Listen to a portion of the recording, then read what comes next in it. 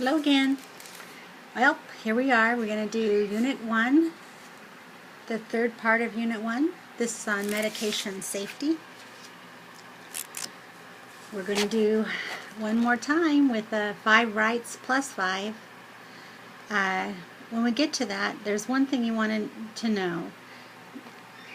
When they first developed that, they also needed to add one more thing, and so that got corrected. Nurses have rights too. Nurses need to receive complete and clear orders. A lot of times you'll get an order and you can't read it. Well, that's just a way of leading to where there's maybe an error. So you have a right to have complete and clear orders. And if you don't, then you need to come back and ask for clarification. A nurse has a right to the correct drug, route, and dose to be dispensed. So when you find that has occurred, you need to go back to the source and say, we have an error here, can we just check on this and let's make sure it's correct. You have a right to have access to information. There's a lot of drugs out there, a lot of new ones out there that you need information on, and you can't keep it all in your head. You have to be able to have access to get that information, and you have a right to that. So where your workplace needs to provide you with sources. There needs to be policies to guide safe medication administration, and that is a right. We have the right as nurses to expect to have policies that guide the safe medication administration. We also as nurses have a right to administer drugs safely and to identify system problems. When we see them, we need to say something. And the nurse's right is to stop, think, and be vigilant. That is very, very, very important. If you'll look in your book on page 23, there's a good example of a prescription pad medication order. A prescription pad can be prescribed by a doctor or a dentist, a podiatrist, or a licensed healthcare provider like a nurse practitioner. These are filled by a pharmacist at a drugstore or at the hospital pharmacy. Another type of order that you'll see, and that's a client or a patient order form, and a lot of times we'll see these are institutional type forms when you have patients in the hospital or in some other form of an institution for treatment. Your drug orders are then written on these order sheets, and they're signed by the duly authorized person that has prescribed them. You can take it as a telephone order or a verbal order according to the policies of that facility, but they must be signed by the person who prescribed them within 24 hours. Now, when you get some of these orders, sometimes 2 licensed practitioners must listen, especially on a telephone order, that 2 licensed licensed nurses must listen on the line when this order is given, and they most both sign that order. A lot of times this is with consents and that type of thing before a procedure. Now let's review this one more time about the 5 rights, especially about the right client. And if you'll look, there shows a picture of a barcode reader that we use, and we use them where I work. It's on the patient's client. I'm sorry, I use that interchangeably. Patient's wristband, and they'll scan it, and that helps to verify who that patient is. The other thing that you need to get used to using is your military time. In hospital settings, in healthcare, we use a 24-hour clock, and that way it's much simpler to understand. Is it 7 in the morning or is it 7 at night? No, it's 1900. So just kind of get used to that 24-hour time. It's always just whatever you see on the clock, add 12 to, and then you'll be okay for in the evenings. So 1 o'clock's 1300. Okay, this again, look in your book, and we'll kind of go over this because we did talk about this already, about your assessment, your documentation, education. And we did talk about acceptable abbreviations and unacceptable abbreviations. And again, that's something you need to refer back to your book to, and make a copy of that list of the acceptable abbreviations, because that will be very helpful to you. There was a really good part of your book, let me flip over here to that page. I think it was page 33 I saw in your book. This actually is a good book. I was kind of impressed with it when I was going through it. Anyways, again, I have 7th edition of your book, and on page 33 it talks about the guidelines for correct administration of medications. That is a real good example. It talks about the preparation, administration, and then again the recording. So that's a real good review. You should go through that. And of course, every time you do anything, wash your hands. But it goes through a lot of things we've already talked about. And then in box 3-3, behaviors to avoid during medication administration. And these are extremely important. And one of the main ones I see here is don't get distracted when preparing medications. That errors will get made. Pay attention to what you're doing and think about what you're doing while you're doing it. Never leave your prepared meds. After you prepare your meds, you keep them with you constantly. You don't walk off and leave them. And don't transfer drugs from one container to another. Just keep them in what they're in. Don't pour them into your hand. Pour them into a med cup. Don't take them out of the package. You know, when you get your little meds, they're all individually wrapped anymore. You don't take them apart. Keep them all up together until you get in there with your patient. You've identified your patient. Then open them up and give them to the patient. But don't open them until you're ready. Be sure to check on their allergies. If the patient says that they have an allergy, then that's it. Don't recap needles. And again, don't mix them with large amounts of food. But review that for your benefit. Those are some really good guidelines there.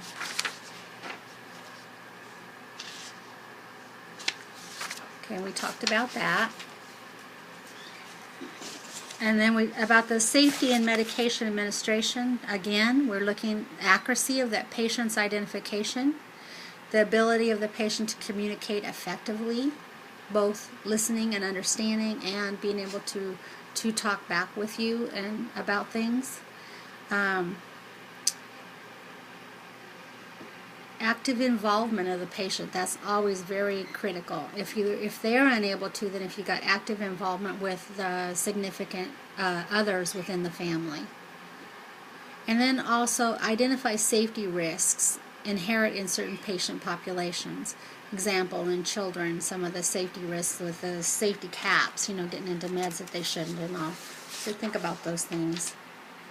And then the disposal, proper disposal of medications. If you on page 29 in your book, in box 3-1, these actually go through some of the different medications that you should flush down a toilet, and it actually gives you a list of those medications there, which is interesting. But you need to follow specific information on drug labels or their inserts.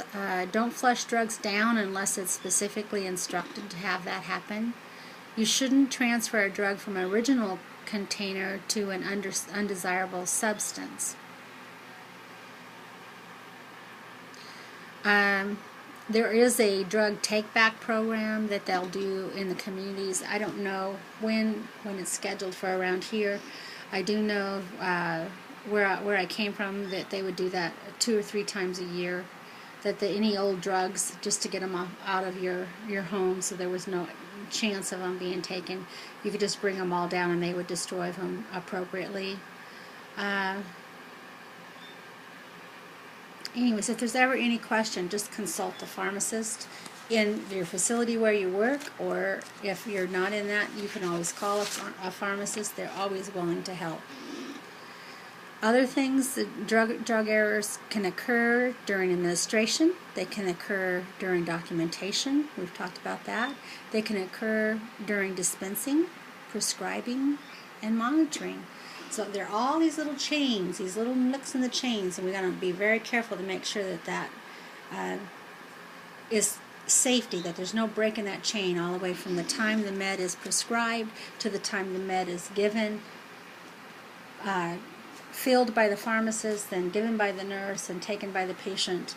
all the way to the end. We have to be very, very careful to make sure that we have watched all our safety risks. Then we have another issue that can happen. Copies or fakes of drugs, or counterfeit drugs. These drugs can be purchased by online sites. There's people out there that are trying, they may sell you something that this may be what it is and it isn't. So you need to purchase drugs only from licensed pharmacies. They are regulated, and there's legislation there to make sure to promote the safe drug handling of these medications. So always go to a licensed pharmacist. Always check the color, the texture, the shape, and the taste of the medication to make sure you're not getting something that you shouldn't be. Page 30 in your book talks a little bit more about that. Then more about medication safety is the crushing of meds. Now we mentioned a little bit about this earlier. Never crush anything with an SR or ER on that. Things like Protonix or Allegra, Cardiazem, these drugs, they have a sustained release to them or an extended release to them. Don't ever crush them. Some of the other meds you want to think about, high alert meds, and these you need to be paying attention to. These drugs have specific reasons for being given. Examples is antithrombotics like Plavix, antiarrhythmics, like digoxin, Cardiazem, some of your dialysis solutions, chemo drugs, your hypoglycemics like D50, these, neuroblockers, IV contrast dyes, TPN, total parenteral nutrition. These are high alert medications that need to be paid close attention to when they're being given. There's also an issue with look-alike and sound-alike drugs. Now those med errors occur from these, so the Institute of Safe Medical Practice and the Joint Commission has tried to relieve some of this confusion. So there's more regulation out there to kind of help prevent some of these in the future. Drugs like ephedrine versus epinephrine, they're very similar and they sound very similar. Miralax versus Mirapex. Cerazone versus Seroquel, they're very, very similar in sound and in spelling. So those are some of the places where you can get errors. Again, our nursing process in medication safety, all five of the process, the assessment, all these must take place like we talked about before. Your assessment, then your nursing diagnosis to that patient, your planning efforts, then your intervention that you do, and then your evaluation of that intervention. It has to come full circle. Then on page 31 in your book, you have a list of pregnancy categories. Now these are very important to make sure that you're not giving your pregnant patient anything that could cause harm to either the patient or the fetus or the baby that's growing. So on page 31 in your book, it's table 3-1, you have FDA pregnancy categories. And those are A, if it's an A, there is no risk to the fetus. So studies have shown that there is no evidence of harm towards that fetus. B, that'll show that in animal studies and well-controlled studies in pregnant women, that there's been no risk in animal studies, but that there's not been well-controlled studies in pregnant women. So that's a B. And then C is animal studies indicate a risk to the fetus. And D, there's a risk to the human fetus, and it's been proven, so you do never give that unless it is a life-threatening condition. And X is there is a risk to human fetus, and it has been proved, and the risk outweighs the benefit. So if you have a pregnant patient, be sure to keep track of that categories there, and make sure we're not giving them anything to harm them. Other factors that we have kind of talked a little bit about. Absorption, that is depends on the route you're giving. For example, we talked about PO versus IV. IV is much faster systemic absorption. things, if you give a PO med, well, there could be a problem if they're either vomiting or having diarrhea. If they're vomiting, they're not going to get absorption because it's going to leave their stomach faster that route rather than being absorbed. And there's also the issue then with the diarrhea. There's less absorption taking place when the body is having a lot of diarrhea. The distribution is an issue.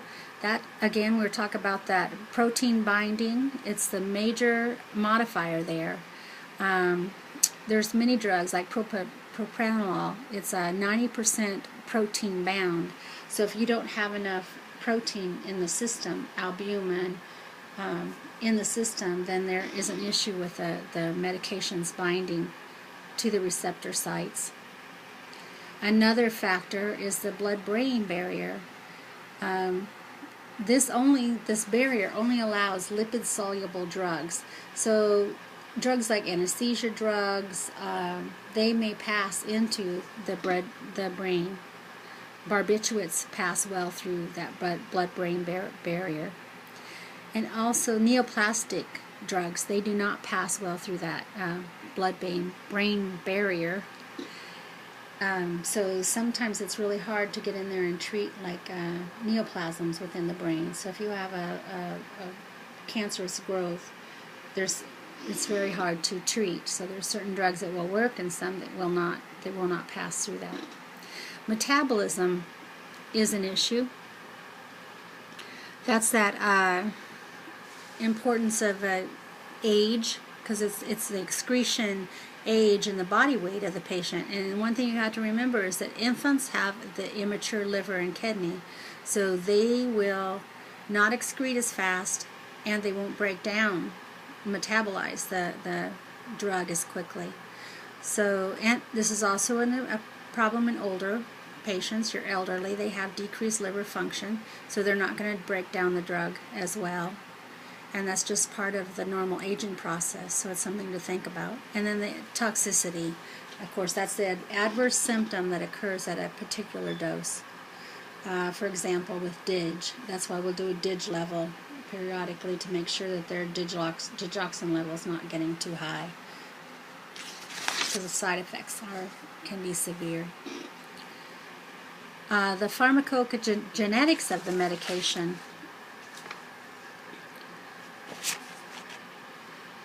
That has a lot to do with your heredity and your response that the mother had. And like I said before, if the mother has an allergy to something, the child may also then genetically develop that allergy. Again, your route of administration, their time of your administration, did they have food prior to it being given? Your emotional factors, your suggestive comments that may have been made about that medication. Any pre-existing disease states like liver or heart disease, their drug history, their tolerance, and their cumulative effect. We also, like we talked earlier, about your food to drug interactions and your drug to drug interactions also play into that.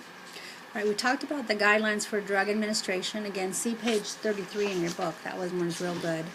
So let's look at practice question number 1. The nurse is aware that drugs proven to be a risk to the human fetus are included in which FDA pregnancy categories? Select all that apply. And that was that one. It's on page 31 in your book, so you might want to look at that. The correct answers are C, D, and E, the last 3. Remember, C was animal studies indicate a risk to the fetus. Category D was a risk to human fetus that has been proven. And X is a risk to the human fetus has been proven. So C, D, and E on that one. Question number 2. The nurse is required to chart the client's response to all of the following groups of medications except, and we talked about that one before, and the last one was that anti-hyperlipidemia. Those are like statins, simvastatin, those types of drugs. Because that one you have to get a lab report, and we do those periodically. The other documentation is you have to Document the patient's response to opiates, analgesics, sedatives, anything that antiemetics, or any unexpected reactions to meds. Again, explain the purpose of self-medication administration, and there's the answer right there. All right, thanks. Y'all take another break, and we'll head on to the next one. I think the next one will be to Unit 2. All right. Nope, I take that back. We've got one more part of Unit 1. So we will do Unit 1, number 4, when we return. Thanks.